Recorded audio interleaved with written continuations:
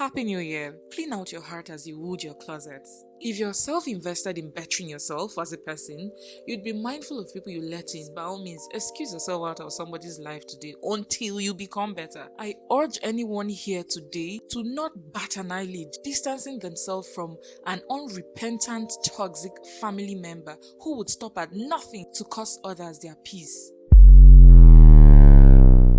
Mike, clip to one finger, sit down video in bed. We move. Hi there, welcome back to the channel. If you're new here, thanks so much for dropping by. And if you're a returning subscriber, I love you. Happy New Year. How's 2023 been? What strategy have you got for the year? My mantra for this year is just do it. For instance, I clipped this mic to my body and it had this weird background noise, so I improvised. 2022 me would have said, this is not aesthetically pleasing. I want to be more about getting things done this year than just wanting it to be perfect. Be like blessing. In the spirit of New Year, we have to quickly sit down and chat, guys. I draw your ears, you draw mine. And speaking of drawing mine too, I want to quickly put it out there that when I'm on here giving advice and talking about things you should do and not do, doesn't in any way mean I have my acts together.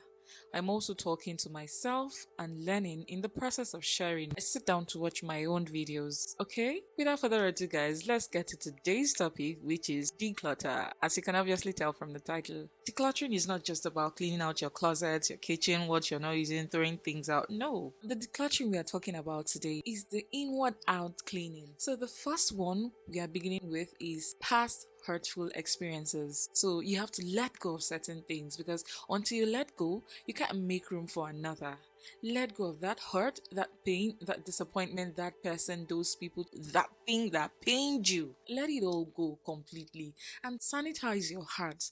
That way, the new experiences you're making room for won't get any taint of the past. In business, there's something called clearance sale. That's because the seller is making room for new arrival. You make room for new things in your life today now. There are some experiences that you can't have until you let go. Now, in the words of Pastor Isaac Oyedepo, he said, never allow any old season to last longer than it ought to in your life. Allow old seasons to expire.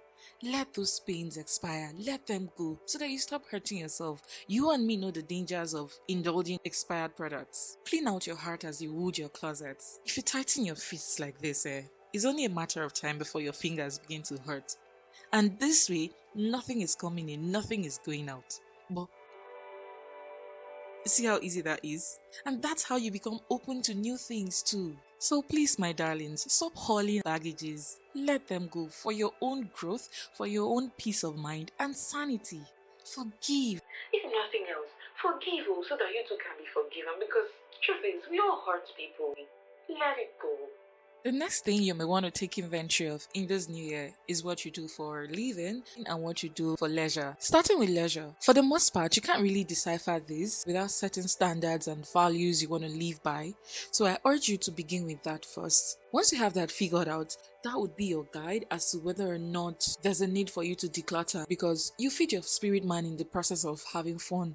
Say no to careless fun. Moving on. What are the things you watch? Who do you follow across the social media platforms? What's your reason for following them? What are you learning? Are they adding to you? Are they removing from you? You need to do all these checks and balance up where you're lagging. Now, just to scratch the surface for work, I know work is a little bit dicey. It's a new year. We don't just want to sit down and not do anything. So we might get tempted to just take any work that goes, even if it's going to cost us so much. Maybe it's far from where you live. The conditions in that work environment is not suitable and you know it, but just because you want to do something, you want to take it. You might be working already and you know that environment is not conducive for you. That job does not allow you time to, just do certain things. It takes you far away from God. It doesn't allow you time to sit down with yourself and do some things. You already know there's a need for you to do something about that. Truth is, if you don't stand for something, you would fall for everything. You must have principles and self-respect.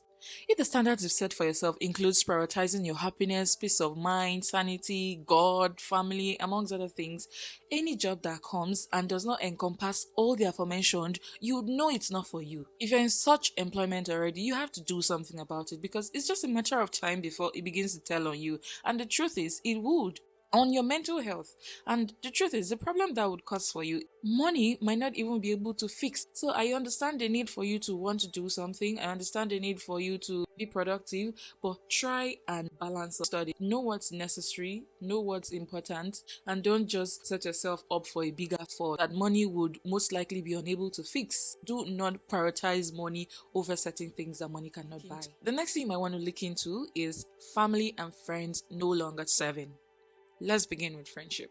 What best describes the people you currently have in your life as friends? For me, I look for integrity in people, personal opinion. This is the most outstanding quality. If this is absent, I think you shouldn't bother, or you might want to reevaluate. The dictionary defines integrity as being honest and having strong moral principles. If you're self-invested in bettering yourself as a person, you'd be mindful of people you let in as friends, because only one thing can happen. They upgrade to your level or you downgrade to theirs. I'm not talking about social class here or anything like that, but morals and values. The people you have in your life are your representatives. You get judged by the people you hang around for the most part. To yourself now, the people you have currently in your lives, do you go to them for advice? Would you take the advice they'll give you? The few advice they've given you, how did it turn out? Answer these questions and do the needful. And if you aren't any of these yourself, please, by all means, excuse yourself out of somebody's life today until you become better.